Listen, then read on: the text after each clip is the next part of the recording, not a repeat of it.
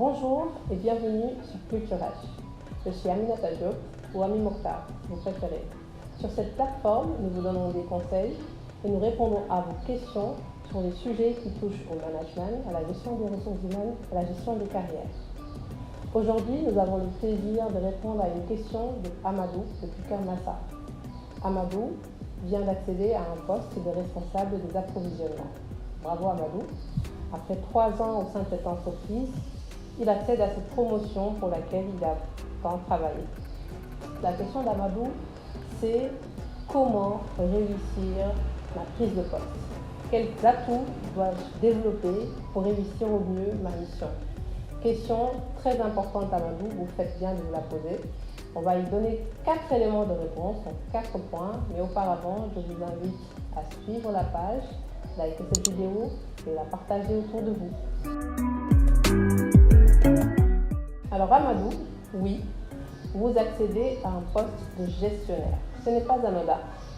Auparavant, en tant qu'assistant au responsable des appros, vous étiez certainement responsable d'une tâche ou d'une activité ou de plusieurs tâches. Aujourd'hui, vous êtes au début et à la fin d'un processus. Vous avez donc plusieurs parties prenantes. Et pour réussir votre mission, vous allez devoir mettre à profit quelques atouts. Le premier, c'est de développer votre crédibilité. Qu'est-ce que c'est que votre crédibilité? C'est que vous devez être vu comme un expert sur les questions qui vous concernent, mais vous devez également bâtir une relation de confiance, une relation saine avec vos interlocuteurs, qu'ils soient en interne ou en externe, donc vos collègues, vos collaborateurs, vos managers, vos fournisseurs, vos partenaires tout simplement. Comment y arriver? Vous devez travailler sur votre intégrité. Vous devez travailler votre bienveillance, mais surtout vous allez devoir travailler votre fiabilité et vos compétences. Ce sont 2 points qu'il vous faudra travailler constamment pour être en une amélioration continue. À vous de voir comment tirer votre épingle du jeu. La deuxième chose, Amadou, c'est que vous allez devoir développer une très forte appétence à l'ambiguïté. Développer votre sens de la contradiction. Oui, vous allez prendre des décisions, parfois difficiles, et les défendre dans un contexte sombre, ambigu, ou faire face à une opposition, parfois même injustifiée. Comment être capable de convaincre, de négocier, de faire preuve de persuasion auprès de vos interlocuteurs pour prendre des décisions légitimes et des résultats fiables.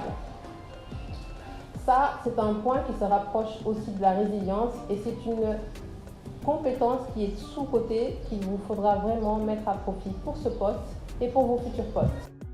Le troisième point, Amadou, c'est l'intelligence émotionnelle.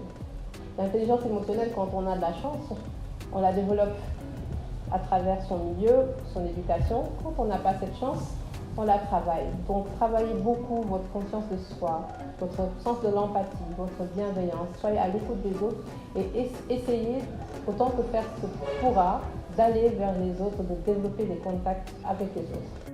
Et puis le dernier point, et non des moindres, c'est l'intelligence collective. Alors, vous devez être à l'affût des opportunités, à l'affût des talents autour de vous, pistez les gens avec lesquels vous travaillez, saisissez le meilleur d'eux-mêmes, mettez-le à profit et célébrez les victoires ensemble. Vous devez être dans la collaboration constamment, co-créer, co-gérer, collaborer. Et je pense que tout se passera bien. Donc bravo Amadou et à très bientôt pour de nouvelles questions sur Culture H.